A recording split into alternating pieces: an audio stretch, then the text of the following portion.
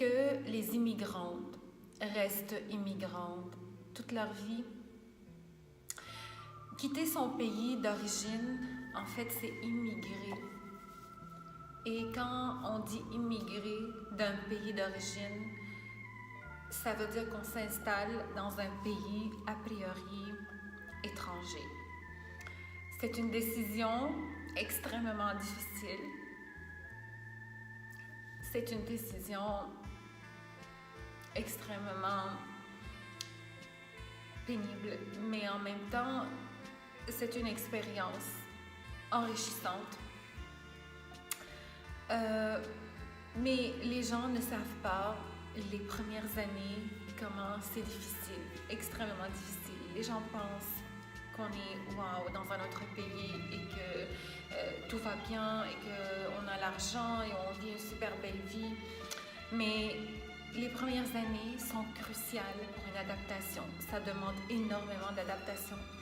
Ça demande énormément d'encadrement pour pouvoir décoller. Et souvent, on n'est pas préparé à ce genre d'immigration. Mon motif personnel de venir ici, d'émigrer au Québec, au Canada, mais au Québec en particulier, évidemment, c'est la guerre. Et je me suis mariée avec un homme que j'ai connu à peine 3 mois. Donc, mes premières années étaient difficiles parce que je me suis déracinée. Et c'est comme une plante. Quand tu l'enlèves de la terre et que tu la plantes ailleurs, si tu remarques qu'elle est molle, elle n'a pas de vie, avec le temps, elle commence à sortir et à s'épanouir. Alors, ma question que je me demande, est-ce qu'on devient ou est-ce qu'on reste immigrante à vie quand on est une immigrante?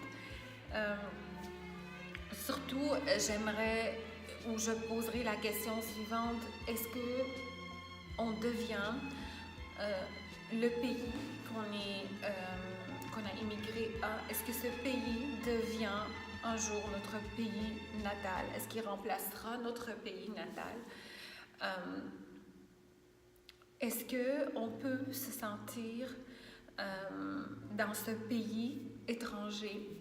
Est-ce qu'on peut se sentir nous-mêmes un jour? Est-ce qu'on peut dire que ce pays qui nous a accueillis, il peut devenir notre pays natal? Parce que dans ce pays, et c'est mon cas, dans ce pays, je me suis épanouie. Dans ce pays, je me suis j'ai forgé une identité. Dans ce pays, j'ai évolué. Dans ce pays, j'ai connu le respect, j'ai connu l'amour, j'ai connu l'évolution. Et je me demandais à quel point un pays a priori étranger peut devenir notre pays natal. Mon pays, le Liban, que j'adore, et ce Liban me manque beaucoup, mais ce Liban, et je ne blâme pas personne, et je ne blâme pas le pays comme tel, mais on était dans des circonstances où est-ce que on vivait la guerre, donc le pays ne pouvait pas m'offrir ce que je voulais. C'est ici que j'ai forgé tout ça, c'est ici que je me suis faite à l'idée que c'est à moi de faire de moi la personne que je veux. Et je ne vous dis pas que ça s'est fait du jour au lendemain. Ça ne s'est pas fait en 1 an, en 2 ans, en 3 ans. Ça s'est fait après 15 ans, dans mon cas. Si je suis assise en ce moment comme ça, c'est pour vous dire que dans mon pays natal, j'étais souvent assise comme ça. J'étais souvent assise en attendant les bombardements de finir pour que je puisse sortir. J'étais souvent assise avec une peur que quelque chose allait arriver à moi ou à ma famille. Cette peur m'avait accompagnée toute ma vie et elle s'est transformée en une peur sur toutes les sortes. Peur de prendre des décisions, peur d'avancer, pas peur d'échouer, peur d'essayer, peur de parler, peur de s'affirmer. Et je ne savais pas c'était quoi. Et avec le temps, j'ai découvert ce que je vivais. Je traînais avec moi toutes ces images négatives, toutes ces images pénibles que j'ai vécues et ont forgé un petit peu mon identité pendant 15 ans. Mais là, j'ai réussi à passer à travers. En fait, je ne peux pas dire que j'ai réussi à 100%, mais j'ai réussi à surmonter des obstacles. Et si je suis devant vous aujourd'hui, c'est parce que je sais que vous aussi, vous allez être capable de vous en sortir.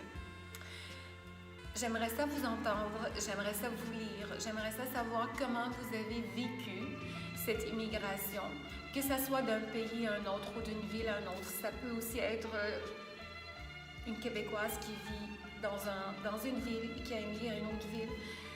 Immigration, ce n'est pas évident. C'est vraiment une adaptation énorme et un encadrement incroyable qu'on a besoin. Écrivez-moi, racontez-moi comment vous avez vécu cette immigration, cette transition. J'aimerais ça vous lire, j'aimerais ça vous entendre, j'aimerais ça partager avec vous mes expériences, vos expériences et vous aider peut-être à passer à travers des moments difficiles.